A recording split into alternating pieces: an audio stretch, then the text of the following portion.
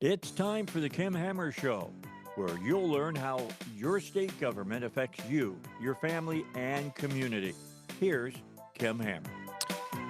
Good Saturday afternoon. Hope you're having a great Saturday afternoon, and we're not that far away from Christmas, but I want to encourage you as we go through this time of the year that we remember to keep our main focus on what it's supposed to be all about, the celebration of the birth of Jesus Christ. And I know we get caught up in all the activities of the holiday season.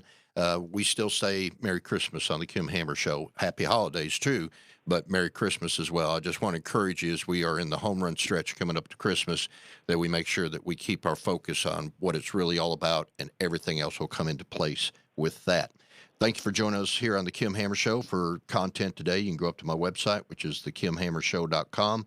thekimhammershow.com. You can join that website or like it, and you'll be kept up to date with a lot of current events besides what we talk about here on the Kim Hammer Show, which we're going to focus on this past week of session that we had at the Capitol in a special session that was called by the governor with 8 call items. 2 of the big ones, in fact, the biggest one, I think, on the call item was regarding the tax package that was given. I have joining me today at this time Senator Jonathan Dismang, who is one of the main architects that invests a lot of energy, a lot of time. Jonathan is also chairman of the Senate, or he is the Senate chair of the Budget Committee. And I'm going to say this, whether he was listening or not, he does an excellent job, I want to say, working as Senate chair of the budget. So I appreciate the efforts that he puts into that. In a little bit, we're going to be joined by Joe Jett, if everything works out well. And he is going to be calling in because he is the one of the main architects on the House side. And so we're going to talk about those 2 items and maybe what else was on the call this past week. So first of all, Senator Dismang, thank you for joining me on the Kim Hammer Show. And I want to do this, give you an opportunity in case people have not heard you before. Anything that you want to share personally, about your family or anything, how many kids you have and all that kind of good stuff, you are welcome to do that. But one thing I do want to do too, the Senate maps have just changed. Define what your new Senate area is going to be just for the listening audience so they can kind of have an understanding of the new geographical territory you're moving to. Yeah, so no, I appreciate that and appreciate the invite to come on today and talk a little bit about what we were just able to accomplish for the people of Arkansas. Senate district-wise, I had rather a long district, really enjoyed it, a lot of heritage in it, and it originally stretched from Searcy to DeWitt, and I had, bits and pieces of various counties in that. When they redrew the lines, they actually kind of, made the district more compact. So I have all of White County, a small portion of Faulkner County, and a small portion of Cleburne County in the new Senate district. So looking forward to doing that. Got a lot of relationships there. I actually represented a big part of this district, or, was added back about 10 years ago in the last, prior to this last redistricting. So now looking forward to it. As far as, home, look, I'm, in the real world, I do some real estate investments, act as an accountant for, the principals that were involved there. Got, great wife, Mandy, 2 boys, and a dog that's better behaved than both the boys. But no, I'm a blessed guy, and, I appreciate, again, time to be able to come on. At least you can put the dog outside, right? Well, no, she just obeys. Okay. So. Yeah. Let me know how that works out for you. All right.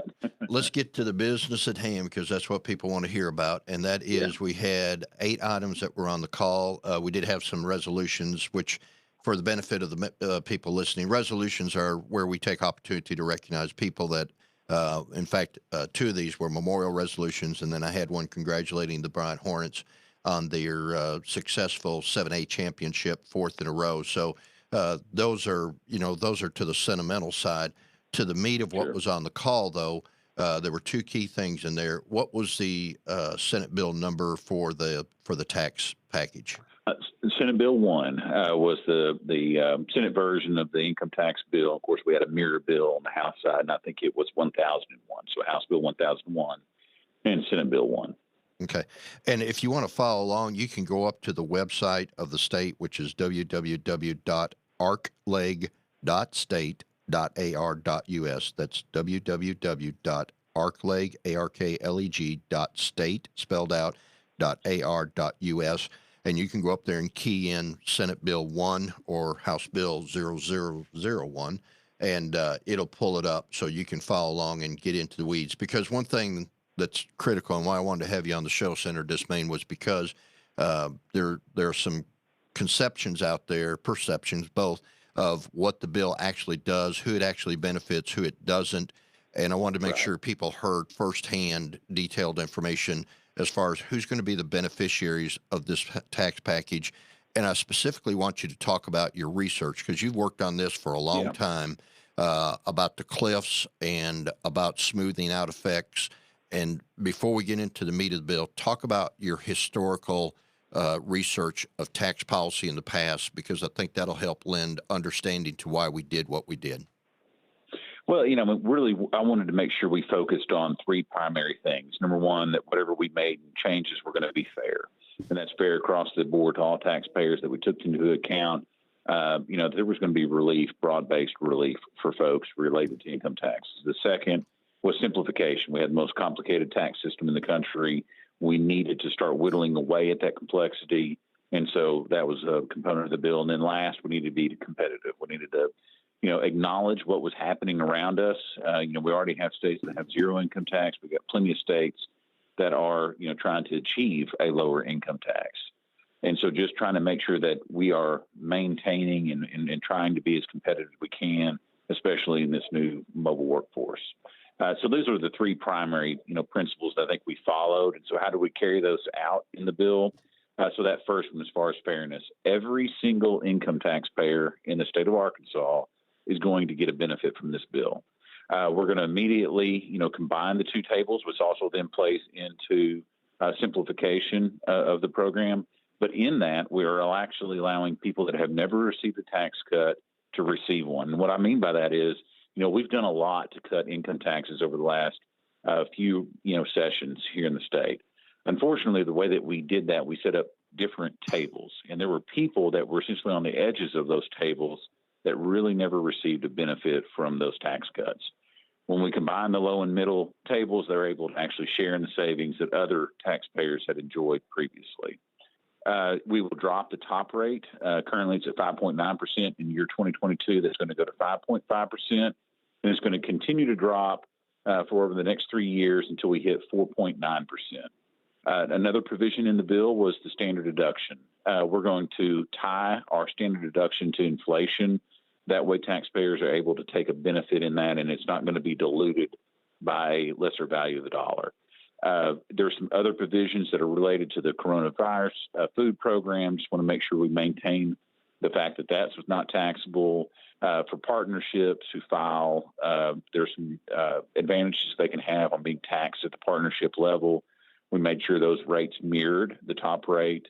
And then, lastly, there's a $60 non-refundable credit, and that's for folks making roughly $23,000 a year here in the state. And that phases out at a roughly $25,000 a year. But that's the basics of, what's in the bill.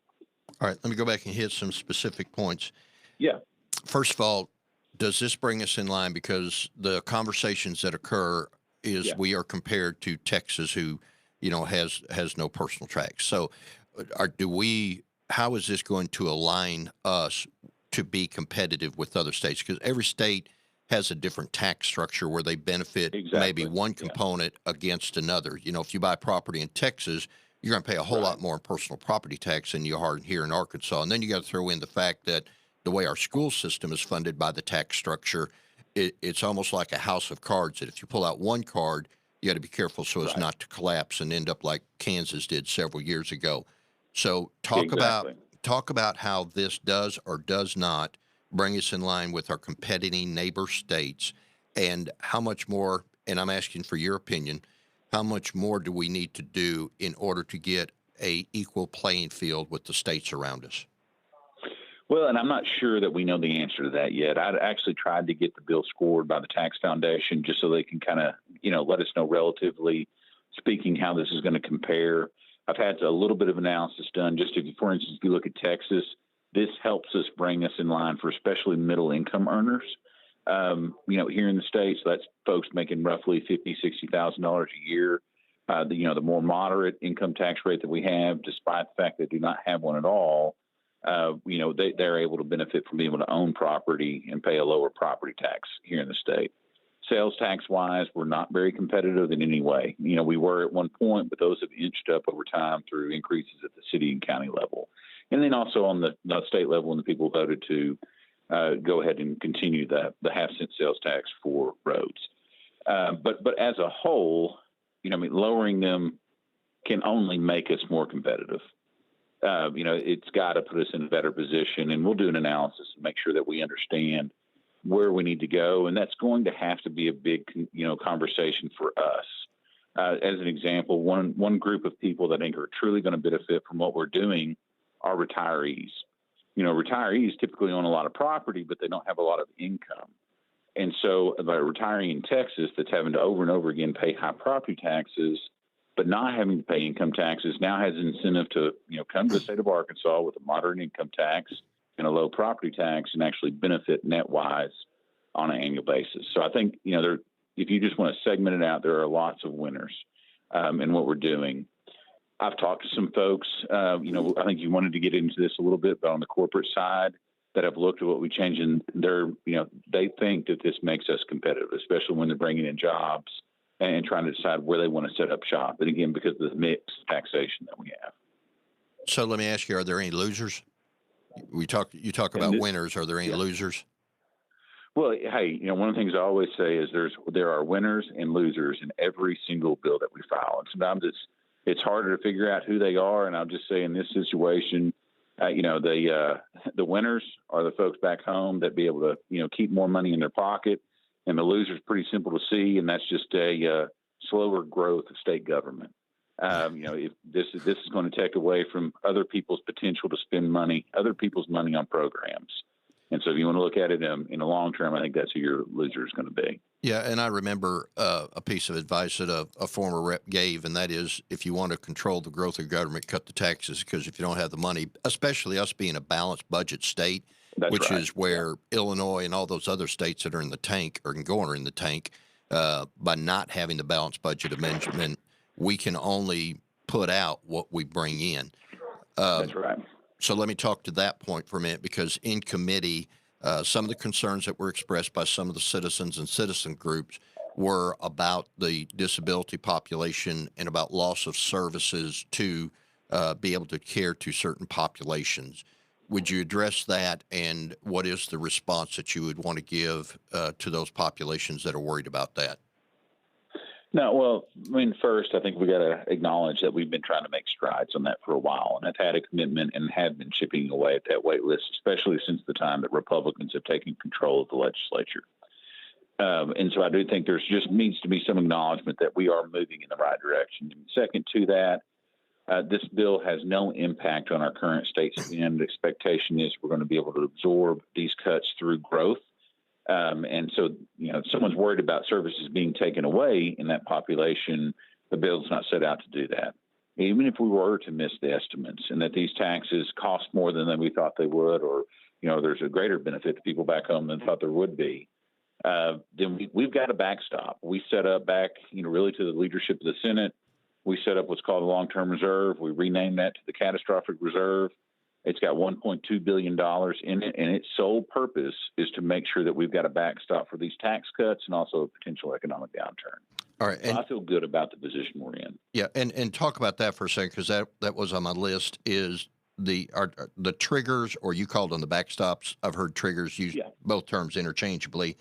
The triggers and the backstops that are in the bill, because one of the things that some of us have expressed concern about is we're not going to be able to ride this wave forever. All this federal money that has come in and created a false sense of security that this is going to go on forever is just not a realistic view, in my opinion. So we know one of these days either the bubble's going to burst or we're going to see inflation just dominate what's going to be available in the way of revenue through taxes and all that stuff. What are the triggers and what are the backstops that were built into the bill so that we don't have an internal collapse? Well, and it's really simple. And the triggers and the backstops essentially work the same. If at any point there was any money taking out of the Catastrophic Reserve Fund, then all those future tax cuts. This outlines what's going to happen for the next several years will cease until we're able to come back in, reevaluate, and do something different. And when I say any money, so there's a provision in the bill that just say legislatively, we want to go in and take out money to spend on some special project back home. That would cease the future, the tax cuts that are laid out in future years. And really the thought there is, we want people to understand, members to understand that this is a big deal. This fund is a big deal, and it's not something that we just spend however we'd like because it's there. The second part of that is if DFA, through the evaluation and forecasting, see that we're going to have a 3% decline, that creates an automatic trigger of funds released from the Catastrophic Reserve Fund. And if that's what's going to happen, DFA would notify Bureau of Legislative Research. They would notify us. And again, we'd have to come back and figure out how we'd like to proceed. But yeah, to your point, that's one of the things we're preparing for, at least in my opinion. When the music stops, the state of Arkansas needs to continue to be an inbound state. Currently, we're top 10 as far as inbound migration in the country. When the music stops, if you're not an inbound state and you're losing population, trying to keep up with inflation, everything else happening, it's going to be a very difficult time to really manage the state's finances. Putting something like this in place, creating an incentive for growth, job creators, I really think will help put us in a better spot whenever that economic downturn does occur. Well, and I think to the big picture, if you are, as you refer to us as the inbound state where people are wanting to move in, we're not like California where people are trying to bail ship and get out of. Being Right. an inbound state, especially when the economic downturn occurs, and correct me if I'm wrong, but if I'm a business looking to locate, I want to locate to a state that is financially secure, so I'm not positioned Exactly. to have my corporate taxes raised in order to pay for the sinking ship. Is That's that a simplistic way of analysis? Yeah, business owners, taxpayers, tax preparers, they want to know what's happening. There needs to be an expectation of what's coming next, and they need to be able to be prepared. And I know for a fact that businesses look to make sure that states are stable, and I think we're going to represent ourselves as a very stable state financially.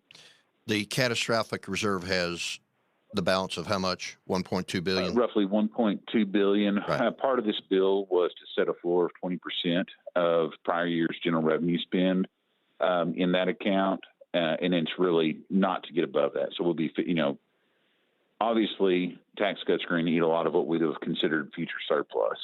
These will.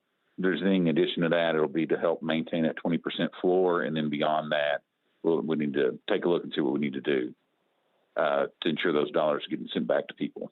Right. Which the $1.2 billion you factor in for inflation, you factor in for other things that could actually go up, but it won't be at the expense of everything else. It'll just be to make sure that we maintain the 20% as a safeguard. That's right. Okay. Yep.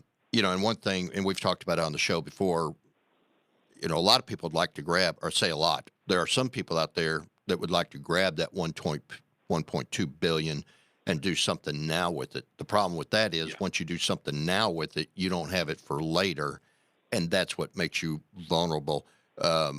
Expand on the wisdom of the $1.2 billion being in there and future legislative bodies needing to understand the importance of don't look at that as a pot of money that you can just go grab. It's almost as though that money doesn't exist. It's there, but it doesn't exist.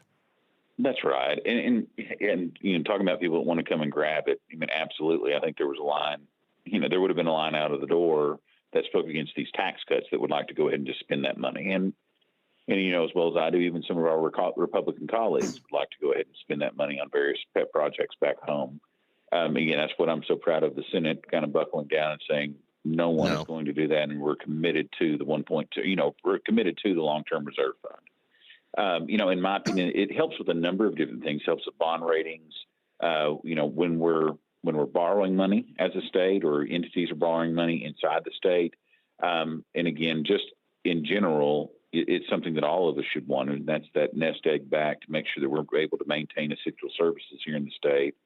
Again, to your point earlier, there is going to be a downturn. We don't know what's going to meet. At some point, the federal money is going to stop, and the the increase in growth that was generated by that federal income is going to end. We just need to be prepared for it. That does, this does that. Now, the Senate hired consultants to do an analysis of how much money was coming into the state and the spin on that, correct? Or I say the Senate, ALC. Yeah, Legislative Council. Led by the Senate. ALC hired the consultant to come in. Talk about what the consultant's job was and how that played a part in arriving at the tax package, if at all. Yeah, it was a second set of eyes. So one of the things early on, there's always a respectful back and forth between the calculations of DFA and maybe a legislator's expectations of what those calculations should have been. So I kind of, I'll even my own, I kind of created my own program to be able to measure what I was working on as far as tax cuts. That varied from what DFA had calculated. And, this was one more, third party that could independently look at it and say, you know what, you're both a little bit right. But here's what we think the differences are. And so it just gave us confidence to know that, the cost estimates that were being put out were, realistic. It helped point out a couple of issues and calculations that DFA had made. And then also they gave us kind of an economic forecast of what to expect. And they, like most economists, when they're looking at what's happening right now, believe there's going to be quite a bit of growth for a number of years in going into the future, which gave us the ability to really be more aggressive in what we were wanting to do regarding the tax cuts, and also utilize some provisions for future years. Hey, one thing I wish you'd, and we're going to take a break here in just a second, but the purpose of hiring the consultant was really, as you said, they kind of represent us, but they're also an independent set of eyes. So whether we're wrong or whether DFA is wrong, the budgeting processes, perspectives, the philosophy going into it, the consultant is a neutral set of eyes to just make sure that the forecasts that we make or the impact of the tax cuts that we are proposing, what kind of long-term effect it's going to have on the budget, because we, as a generation of legislators, set the budget for now, but we can't bind future legislative bodies either. And we don't know who's coming back. So, yeah, absolutely. Okay. Tell you what I want to do. Let me hit on one other thing real quick, and then we're going to go into a break. And if you can hold for a minute, Representative Jett sent me a message. He's going to try to be joining. I'll let you go, let him come on in so you can get about your day. And I appreciate your time. But when we talk about different tables, just kind of explain that real quick what you mean, because that may be Greek language to the general citizen. Fair enough. Yeah, so, during our various phases of income tax cuts that we've done over the last few sessions, we established three tables. There was a low-income table, which there was a particular tax rate for that group of individuals. And so let's just say that roughly went up to $24,000. Then there was a whole separate table and rate structure for people making between $24,000 and, again, just say roughly $90,000. And then there was a third table for people making above $90,000. The problem is, and that was done to be able to try to maybe use more of a scalpel method in knowing, how much we were cutting. If we're being honest, it created less of a tax cut for, the folks back home. And between each one of those tables, and there was a cliff. So for every dollar that she made above whatever was a huge tax burden. So then we had to fix those with cliff adjustments.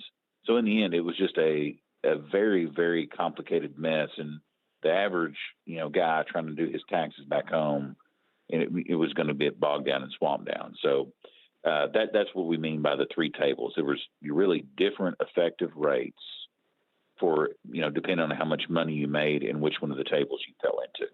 Okay. I got to take a break, but I'm going to leave it with this and then we'll come back. So for the average person out there, if they were making up to $24,000 and they even knew how it was going to impact their tax rate if they made another $100, $500, it was almost better for them not to make that $100 or $500 for what they were going to get penalized in going into the next bracket.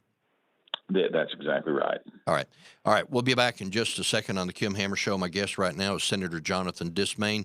who I appreciate very much giving up his valuable time. We should be joined in a little bit, hopefully, by Joe Jett. He is trying to get a plane on the ground or get a plane off the ground, one or the other, so we want to leave him undivided attention while he takes care of that. And we'll be back in just a second here on the Kim Hammer Show.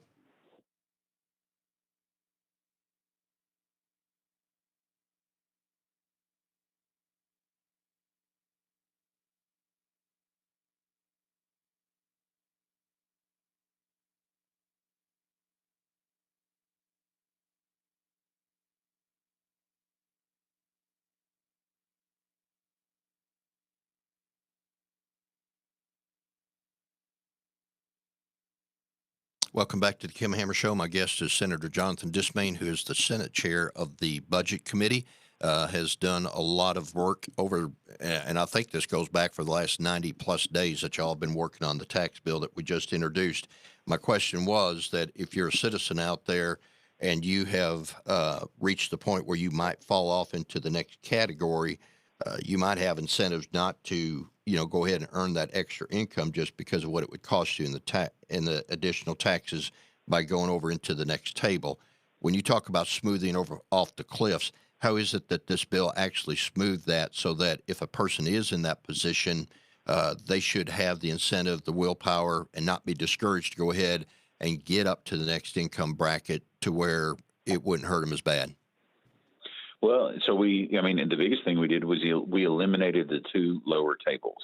There was only one table that's, roughly, rough amount, $90,000 and below. And so everybody gets to be able to benefit from the effective tax rate as their income progresses. So there is no cliff for that entire population. There's a small cliff that exists between the lower table or $90,000 below and the upper table. However, every time that we drop that top rate, that amount of difference decreases. And we've also tried to take care of that difference through having those cliff adjustments so there wasn't such a disincentive for that extra dollar of earnings. So by removing the tables, as you said, yeah, that's what creates the ability for the majority of taxpayers to benefit from this because they're no longer put into a column or a silo or into a table. Now it's beneficial across the board. Was that the general concept? Yeah, absolutely. Yeah, it allows people to share in savings that they weren't able to previously share in because of where they fell in the tables. Okay. So let me ask you about this. Some folks came in, testified against the bill. I want to give you an opportunity for the things that you've heard that people have said that this bill is not good because I want to give you a chance to identify what those things were and what is your response to those things so as to make sure we get a record of fact that some of the concerns people express may not necessarily be legitimate, but maybe it's absent of all the facts that you have. Yeah, and so there was really two things that kind of stuck out in the debate. The first was there was some confusion that somehow the credit was refundable or it was an earned income tax credit or whatever it may be.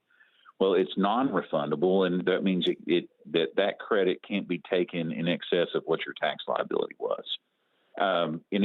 Really there was discussion about, somehow, I'm not sure, but that really got confused of whether or not it was refundable or not refundable. And just to make sure everybody understands, it is not refundable. It is not based on earned income. And really some of the biggest benefactors out there are going to be our fixed income retirees. Second, what I heard the most about is this idea that we were helping foreign corporations.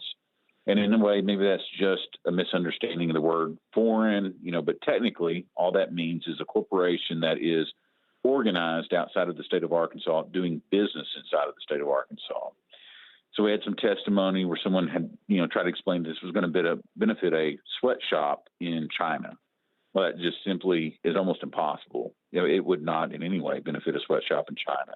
Who it really benefits are our local businesses. And you may not recognize them to be foreign corporations, but just, for my town of Searcy, I looked it up, and all of my major employers in the city of Searcy, minus one or two, that are not in healthcare or in the service industry are foreign corporations. That's Bryce Corp. I mean, you could name Lander Frost. You go through for quite a while, and those are our employers. Of course, those are also, they're critical to our local economies. And making sure that we're competitive and maintaining those businesses is important to our local economies. And again, so just not so that anyone's not confused about this being a corporate bailout or whatever, it benefits both corporations and foreign corporations that pay income taxes. And those foreign corporations are folks that are creating jobs in your district. But when we use the term foreign, it's not necessarily that they're offshores or outside the boundaries of the 50 states. You could have a company that is based, as far as their paperwork, et cetera, in Oklahoma doing business in Arkansas, and they would fall into the foreign corporation category. Yeah, just as an example for us in Searcy, we have a business that is based out of Memphis with their main operations in Searcy. And they're, by definition, a foreign corporation. And of course, none of us would think of them naturally to be foreign. That's just a legal phrase. And again, I hated we kind of got off into that. Someone was, kind of couching it as a corporate bailout, but I can assure you it is not. All right. One last thing. We're going to move on to a different topic, or I'll give you an opportunity to just say the last words you want to share about that tax bill. Go back to the $60, the refundable, non-refundable. Give me an example, if you could, of how that would apply, because without maybe an example, it might be difficult to get your mind around what you're talking about. Yeah, so just say, and I don't have it in front of me, but so we'll just kind of make it up. But if someone makes $7,500 in the state of Arkansas, their tax liability is $40, and they're eligible for the credit. They've had income, they owe a tax, but that they can only use $40 of that credit. So there would be $20 that just goes away. We would eliminate their income tax, but $20 of that would go away. Another component or piece, just to kind of keep in mind on the credit, just in case anybody's looking to use it, you have to file a timely return to be able to qualify for that credit. So you can't just not file taxes for years and come back and say, hey, you know what, I'm going to utilize this credit now, and that's going to wipe out my income. Right. End of the day, you got to pay your taxes. And if you've filed your income tax return, don't worry about any of this, because you got a bigger problem you need to take care of other than this. Right. That's right. So it's up to $60. So in the case of the illustration, like $7,500, you owe $40. You don't have to pay that $40, but you're leaving $20 on the table. That's right. Yeah. Okay. That's right. All right. Good deal. Let's shift gear. Well, anything else you want to say about the tax package itself? The total price tag on it was just short of $500 million, right? Right. Yeah. It's short of $500 million when it's fully implemented. That's it. About $250 million immediately. And the $500 million, the projected time frame when it would be fully implemented would be what was the year? 2026, I think is the year. I'd have to pull back on my sheet. I think it's 2026. I'm thinking about it right. Right. So it's a phase in. So when we say nearly $500 million tax cut, it is. It's just that responsibly, it's going to be phased in over the next few years, which goes back to that point of making sure you protect that $1.2 billion in the catastrophic fund. And I will say this, just for a little historical value, we used to have GIF funds, and that got some people in trouble, and we don't have that anymore. Right. Fair to say, I think one thing that we tried to do as this generation of legislators is to do away with some of these pet project funds and get it to where it's beneficial to the state as a whole, and put some really safe locks on the door as far as being able to access any of that money, or deplete those other funds down to where there's not as much in there. Is that in your opinion, a fair analysis of what we tried to do? Yeah, for me, I can only speak back to, back when I started and was pro tem, my thought was everyone stays happy when no one's spending the money. Once that floodgate's open, then we're going to spend every single dime out there, and the members are going to compete for it. So we tried to establish a precedent, and got broken a little bit later on, that we were not going to spend those dollars on projects. Leadership, no one was going to spend that money, that we were going to put it back and make sure that we, everyone was treated fairly, but also that we had a backstop in place. So, but no, you're absolutely right about the perspective of this legislature. All right. What about let's shift gears, because we did something to benefit the Big River Steel. Talk about it a little bit. And what Senate bill number was that? You remember right off? Oh, I do not remember. That's all right. I'll look it up while you're talking. But talk about the benefit for what would be, in this case, the Big River Steel project.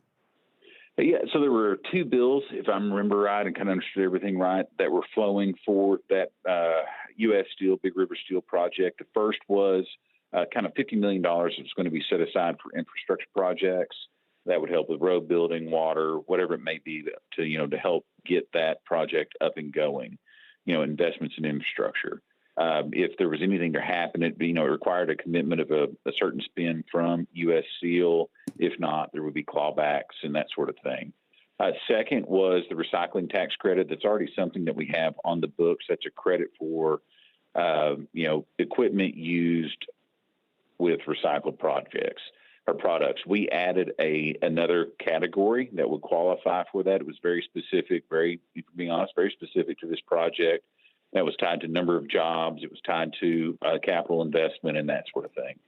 So that's the two components there. And my understanding is everything has moved forward. We actually were able to pull that project from Pennsylvania, where they had scheduled to drop their equipment. They've actually rerouted, or they're going to be rerouting the equipment, sending it to Arkansas. And it's going to be great for that part of the world. Talk about for a second, because you've been around a lot, and the tax, that's one of your expertise, and and especially in the area of economic development, the benefit of having the flexibility. Because when Big River Steel, that was right after I first came in, that was the first big launch to it. As far as how that would work for other industries in the state, what are your thoughts as far as how this could be duplicated in order to bring other industries? Because the fact that they diverted the equipment away from where it was originally tended to go. And that was one thing that was being expressed during this whole conversation is they're kind of waiting to see what we're going to do. And as a result of that, that helped bring that project to Arkansas. Now, it may not be in my neighborhood, but if it's in Arkansas, that's the bigger neighborhood, and I'm okay with that as long as we know that it is a fiscally sound project. And that was one of the things that was debated when the bill was presented was the question of because Big River has sold, U.S. Steel, I think, owns them. Correct me if I'm wrong on that. I don't want to be misinterpreted. Yeah, but, why is it vital that we as a state even be in the business of doing this kind of thing in order to help a company that is already established based on what we did several years ago be able to do what this is going to allow them to do? And I just, your personal opinion, your personal perspective. Well, I think yours is probably a lot like mine. I don't particularly like, spending money on specific projects. If in a perfect world, I think we would do exactly what we've done with this income tax. We lower the corporate rate to create an incentive for, folks to stay here and for folks to want to come here. But the reality is we are competing against states, across the country for these, bigger projects.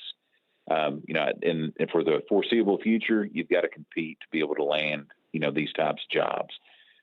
With Big River Steel or U.S. Steel, the good news is we had track record. We've tried to do incentives before where companies have committed, land has been bought, offices have been bought, whatever it may be. States made a big investment for those companies just to walk and say, yeah, never mind, we're not going to be able to make that work. The good news is with the U.S. Steel, they've got a track record of actually being ahead of schedule as far as their performance, number of jobs created, and product turned out. And so there's some, you got a better feeling, if it's somebody that you've worked with already. And of course, I think that let us go out and really, help recruit them here because they also knew what we were like and how we would operate as a state. The total number of jobs that this is going to increase in that area, I think was it like around 900, 700, 900? 900 jobs. I think roughly if you aggregate it all together, it was $106,000 per job. And these are, testimony from, senator that has that in this district, it's like, these are kids with high school educations that are going out and making these types of dollars. How huge is that?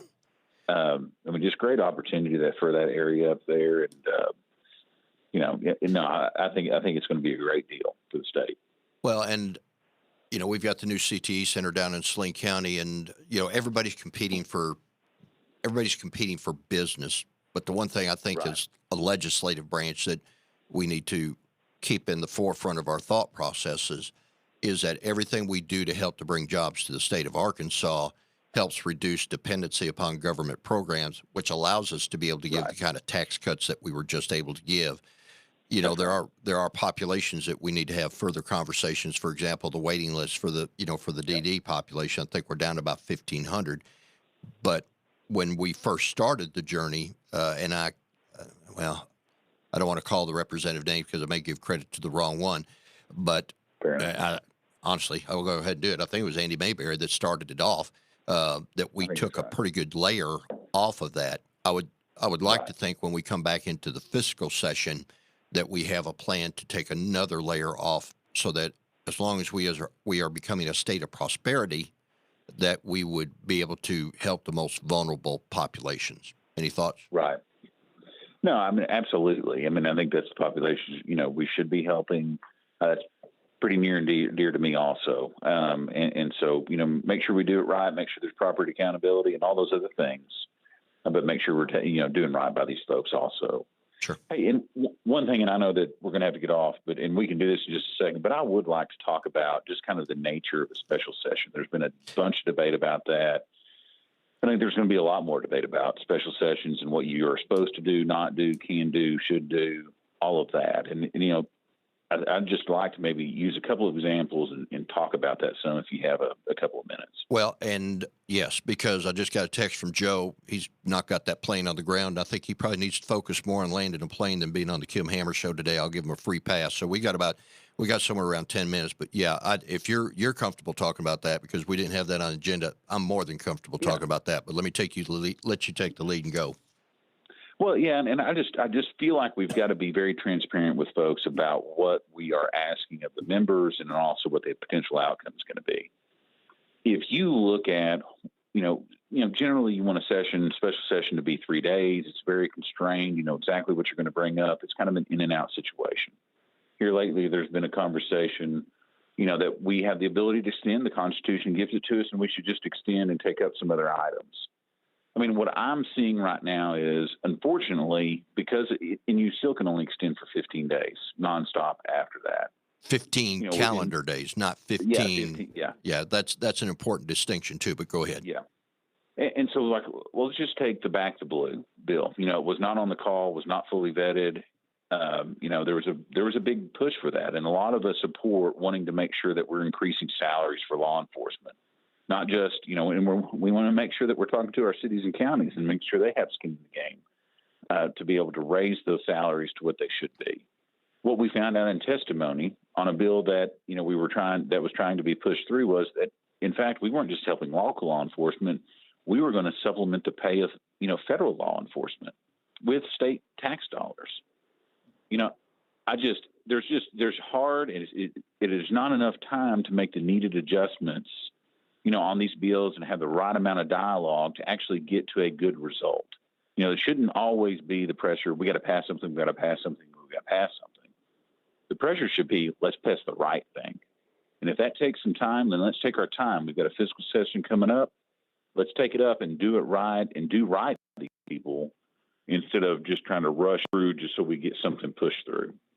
And you could look at a number of the issues. Even, you just want to go to the medical freedom bill that was passed. Even though it passed out of the Senate, failed in the House, that bill had multiple flaws in it. I mean, even the sponsor acknowledged that there were flaws in the bill. But because of the time constraints, couldn't make the needed adjustments and didn't want to make the needed adjustments. Again, I just feel like because of the way it's structured, if you've not got that out there and not truly hashed through it, to make sure that there are no flaws, it is a very difficult place to be able to change, maneuver, and get it on the right track. The governor had the 8 items on the call, and I think maybe a quick, and you correct me if I'm wrong in anything I'm about to say, but just for the benefit of those that don't know the process, the governor issued the call. There were 8 things that he put on the call. We are allowed that if we can get 2/3 vote to extend the session. That's right. To be able to take up additional items. The only thing that does, looking at it from both sides of the discussion, is it creates the opportunity to open Pandora's box, because at that point, anybody can put anything they want to on the call, regardless of whatever it is, and it will go through the full, will be in session is what will happen. It won't be special session. We convert from special session to just all out session. And That's right. And it would create opportunities. The, and honestly, we had that debate, and, Senator Hickey got up and made the motion or amend the motion to, go ahead and terminate the session. The majority of the members felt that that was the right thing to do at this time. It doesn't mean that those things that were on consideration are not important, nor does it mean that they won't be addressed. That's exactly right. At the proper time. And I'll say this, and I'll let you respond. But you also have to throw in there what's happening outside of the chamber, and that is the Supreme Court's involvement in several issues that are going to have some bearing that no matter what we do as legislators with the laws that we pass, they will have already determined based on what other states have done. And let me just pause there and give you a chance to respond. Yeah. No, absolutely. And I think, we're both on that. We're talking about the abortion bill. You and I are both very pro-life. I doubt we've got any difference in our voting history, right, as far as pro-life issues here in the state. The bill that we were being asked to consider, by extending the session is a great unknown. We have the most strict anti-abortion bill in the country on our books right now. The Supreme Court's debating, and when I read the arguments, what they're essentially saying is it's not about some secret sauce in Texas. It's about states' rights. And if that's the case, we have what we need in place here in the state. There is no guarantee that if we were to pass, the Texas-style version here in the state, and I know I'm waiting off a little bit different, but it all goes back into the deliberations and the time restraints of a special session.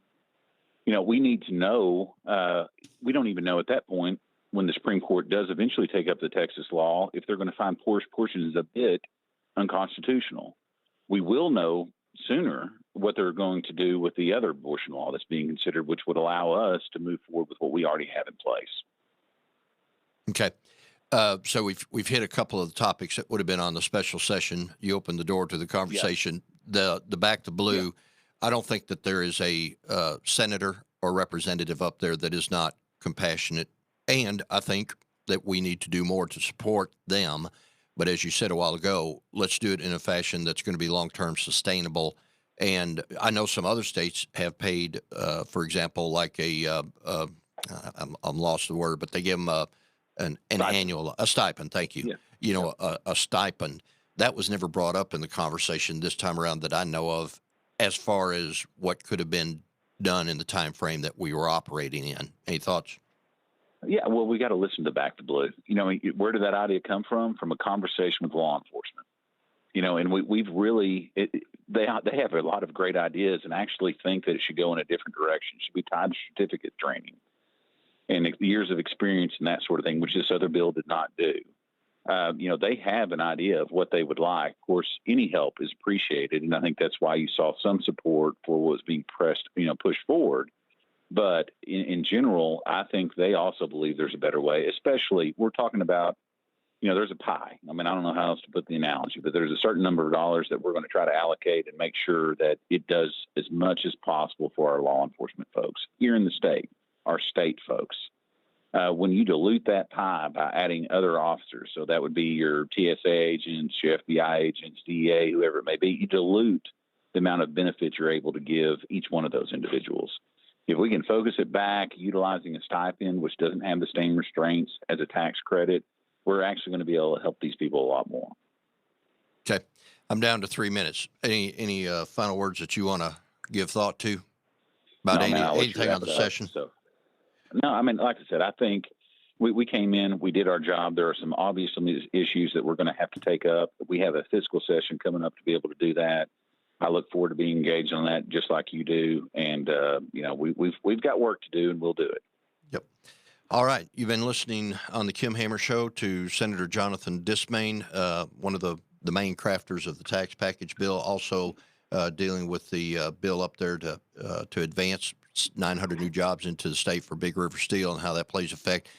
I will say this. One thing I'd like to have a conversation about as we move forward is what we can do as a state, if we should be in this business at all. But just something to think about is if we could do for Big River Steel on a smaller level to help the smaller businesses get a foothold in the state. It's all intended to bring and to make our state stronger, healthier, safer, and a great place to live so that we can bring folks and entice folks to move away from some of those liberal states that are just taking their states in the wrong direction.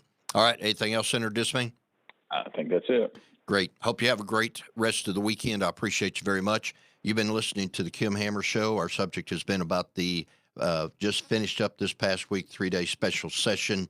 You can go up to the KimHammerShow.com if you want to leave comments or, communicate with me. Feel free to do that. I'll look forward to having you back on next week. Just remember what I said as I started the show. In spite of all the stuff that we talk about, let's remember this. As it is said, has been said, the reason for the season is Jesus Christ. So please let's not forget to go into the Christmas season focusing that we have the freedom that we enjoy not only as a state and as a nation that's under threat, but we have the hope and we have the knowledge of knowing we can have freedom of eternal life through a personal relationship with Jesus Christ as our Lord and Savior. So if you never asked him to come into your heart, to forgive you of your sins and give you the gift of eternal life, I would encourage you to do that today. That's something that's private between you and God and the Lord Jesus Christ. You don't need me around to do it because Christ is waiting for you to do it. So I'd encourage you to do that today. Thank you for listening to the Kim Hammer Show. We'll be back on next Saturday here on 1.1.